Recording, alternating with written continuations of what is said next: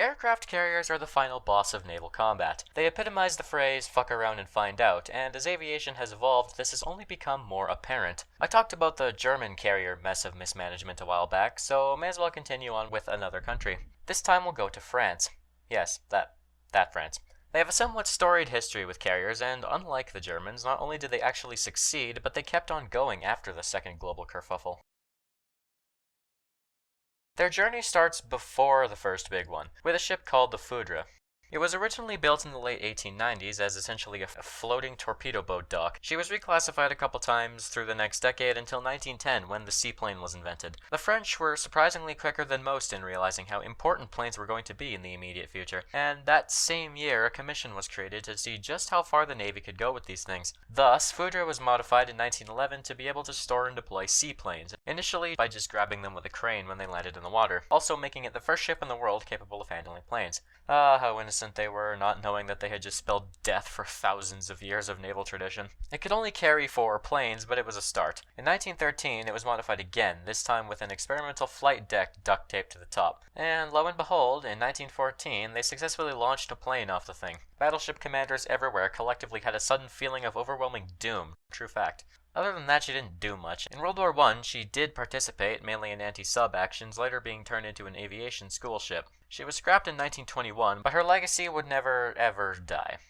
There was another seaplane carrier built in the late 1920s called Commandant Test. She honestly isn't that interesting. The only thing of note was that she was very big. She was all catapult based and carried a respectable 26 aircraft. She was similar to the next carrier I'll talk about in that she mostly just did exercises and pilot training. She was at Mers El Kabir when the British had a gamer moment and blew up the French fleet, but she escaped pretty much unharmed. She would go to Toulon, where she was scuttled in 1942 to prevent being captured by the Germans when they occupied Vichy France.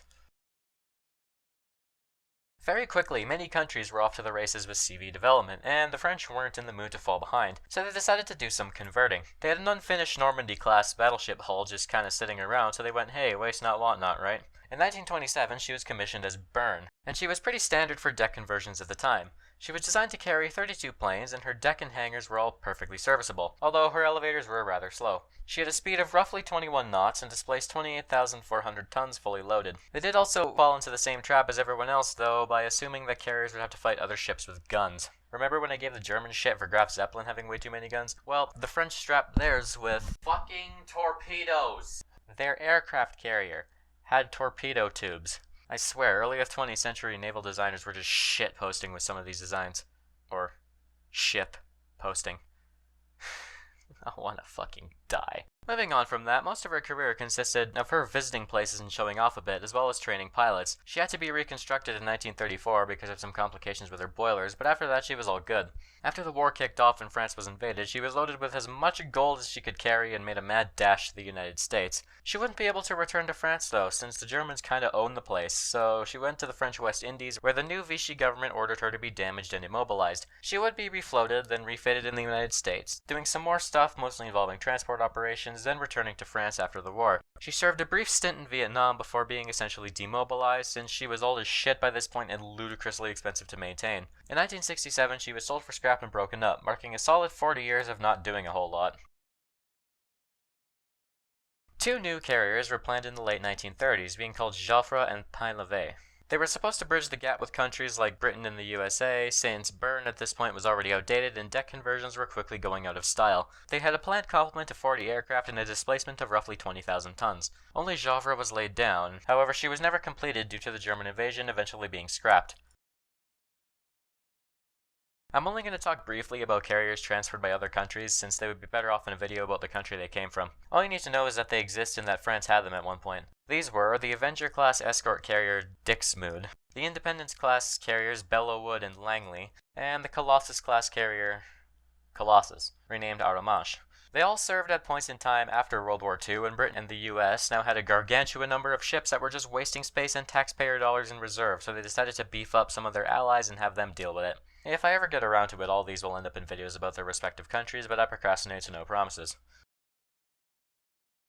The first fully French-produced keel-up carriers would be Clemenceau and Foch. If you couldn't tell, consistent naming conventions do not exist for aircraft carriers from any country. These two would take in all the newest innovations in the field of naval aviation, including angled flight decks and jet planes. They were designed to carry 40 aircraft, could make 30 knots, and had a pretty sizable 32,000-ton displacement fully loaded. They were commissioned in 1961 and 63 respectively. Both were capable of carrying nuclear ordnance and later nuclear missiles. Because this is the Cold War, baby, and if it can't do that, may as well not even have them. The two carriers had a long and eventful service life, basically participating in just about every French naval action during the time. Both were involved in the Lebanese Civil War, Operation Desert Storm, and the French mission during the disintegration of Yugoslavia, among other things. Clemenceau was decommissioned in 1997, sold for scrap in 2005 to India, wasn't scrapped because of how hard it is to dispose of nuclear stuff, went back to France, then went to the UK where she was actually broken up in 2010. Foch was decommissioned after her sister in 2000, whereafter she was sold to Brazil of all places, where she was renamed to Sao Paulo, served a while longer, was refitted twice, got stupid expensive to maintain, and was thus decommissioned again in 2018.